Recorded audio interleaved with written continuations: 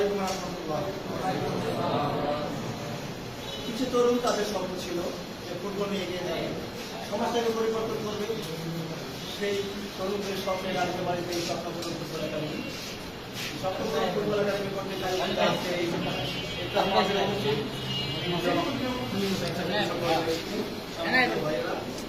এবং সংগঠনের সকল সদস্যবৃন্দ সবাইকে নিরাপদ সড়ক চাই। নারায়ণগঞ্জ জেলা শাখার পক্ষ থেকে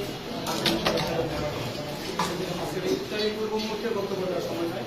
আমরা সবাই দোয়া করবো আল্লাহর কাছে আমাদেরকে যেন আল্লাহ মানবতার কাছে মানুষের সবাই যেন আমাদেরকে কবুল করেন। আর যারা এখানে আছি সবাই চেষ্টা করবো আমাদের আচরণ, আমাদের কথাবার্তা দ্বারা যেন কষ্ট না। আমি অনেক অনেক কাজ করি, কিন্তু আমার কথার আচরণ দ্বারা যদি মানুষ করতে পারে আপনারা যারা স্বপ্নপূরণের প্রতিষ্ঠাতা যারা আছেন, যারা স্বপ্ন দেখেন এখানে সামনে দিতে পারেন। আমি সাধারণ মানুষ, কত আশা আপনাদেরকে দিতে পারবো না, তবে চেষ্টা করবো যদি কখনো আমাকে স্মরণ করেন আপনাদের পাশে আছেন আমাকে সারা বলতে নিরাপদ সমস্যার পক্ষ থেকে আবার সবাইকে সাধুবাদ এবং মোবাইল জানাচ্ছি। আজকে কথা না সবাই আসসালামু আলাইকুম।